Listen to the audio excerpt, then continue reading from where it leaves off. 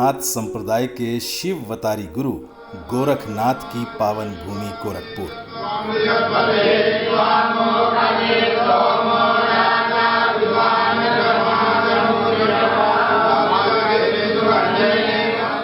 यह पूर्वी उत्तर प्रदेश का नेपाल से सटा तराई का इलाका है। विभिन्न नदियों और सुंदर घने वनों से घिरा हुआ ये भूभाग आने वाले समय में इको टूरिज्म की दृष्टि से प्रदेश के नक्शे पर चमकने को तैयार है।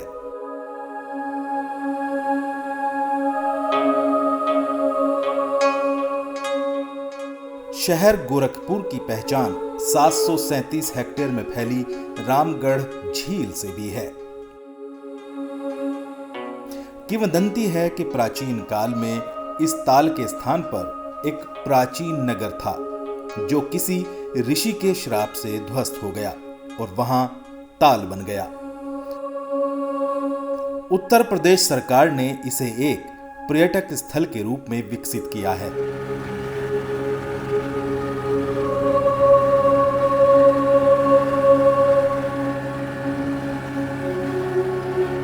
नौका विहार और लाइट एंड साउंड का कार्यक्रम यहां के प्रमुख आकर्षण हैं।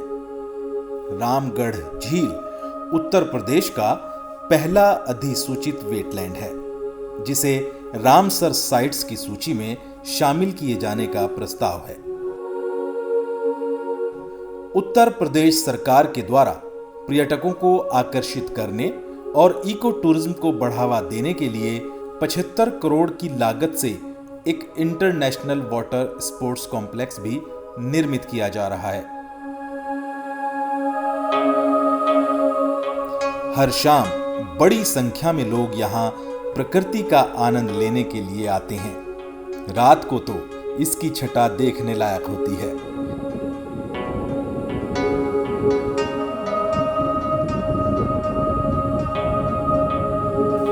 गोरखपुर शहर को इको टूरिज्म के नक्शे में सबसे ऊपर रखने के लिए यूपी सरकार ने इसी ताल से सटे 121 एकड़ क्षेत्र में शहीद अशफाकुल्ला खां प्राणी उद्यान भी स्थापित किया है।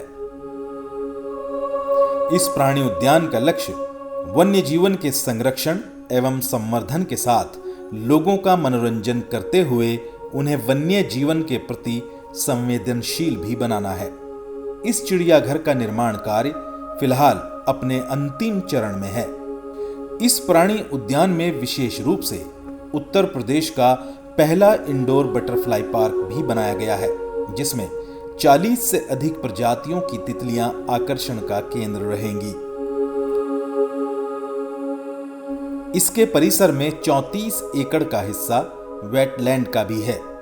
ये प्रदेश का इकलौता चिड़ियाघर है जिसके पास हरे भरे विभिन्न प्रजातियों के युवा पेड़ों और जलीय वनस्पतियों से भरा हुआ अपना वेटलैंड है। हर वर्ष जब तापमान गिरने लगता है तो बड़ी संख्या में प्रवासी पक्षी आते हैं। शहर के पूर्वी छोर पर गोरखपुर कुशीनगर राजमार्ग पर स्थित यह वनाच्छादित भूभाग कुसमही जंगल कहलाता है। इसका कुल क्षेत्र 2000 हेक्टेयर है और इसमें विभिन्न प्रजाति की वनस्पतियां और सागौन के पेड़ हैं। इसी जंगल के 50 हेक्टेयर के भाग में यूपी सरकार ने सिटी फॉरेस्ट योजना की घोषणा की है। इस आधुनिक परियोजना में इको फ्रेंडली सुरम्य वातावरण उपलब्ध कराया जाएगा, जिसमें नॉलेज पार्क, एडवेंचर गेम्स की व्यवस्था के साथ ही साइकिलिंग ट्रैक का निर्माण भी किया जाएगा। इसी जंगल के मध्य भाग में स्थित बुढ़िया माता के सिद्ध मंदिर में आप सड़क से 900 मीटर पैदल चलकर पहुंच सकते हैं। माना जाता है कि माता के दरबार में सबकी मन्नतें पूरी हो जाती हैं। नवरात्रि में नेपाल और बिहार से बड़ी संख्या में श्रद्धालु यहां दर्शन करने आते हैं और विभिन्न धार्मिक अनुष्ठान करते हैं।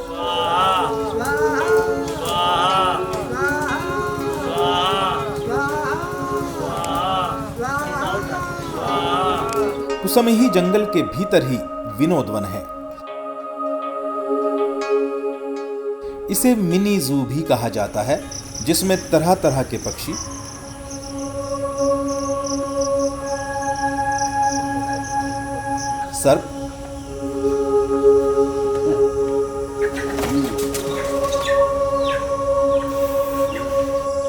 और हिरणों की कई प्रजातियां हैं। आओ, आओ, आओ, आओ। ये शहर के लोगों के लिए हमेशा आकर्षण का केंद्र रहा है।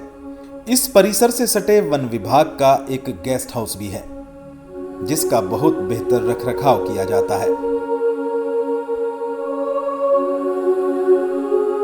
परगापुर ताल महाराजगंज जिले के आनंद नगर के पास स्थित है। 69 हेक्टेयर का ये विशाल जलाशय अपने अद्भुत सौंदर्य के लिए जाना जाता है।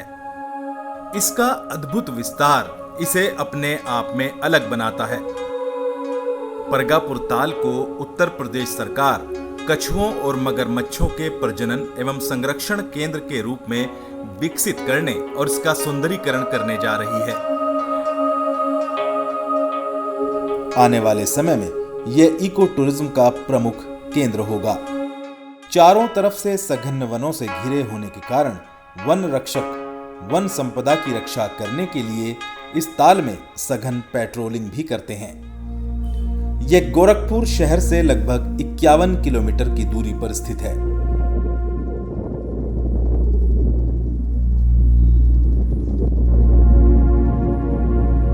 इसके किनारे पर प्राचीन लेहड़ा देवी का मंदिर एक सिद्ध स्थान है।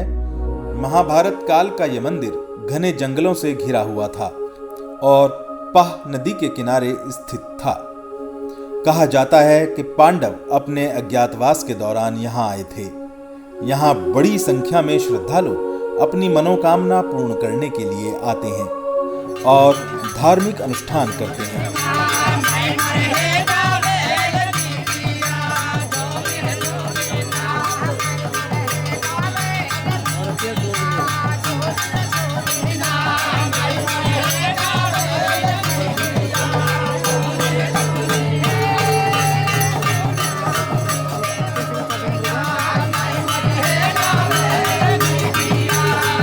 इसका प्राचीन नाम अद्रौना देवी मंदिर था। चीनी यात्री हुएनसांग ने भी अपनी पुस्तक में इस स्थान का उल्लेख किया है। आने वाले समय में गोरखपुर को इको टूरिज्म के क्षेत्र में एक महत्वपूर्ण स्थान दिलाने में इसकी भूमिका महत्वपूर्ण होगी।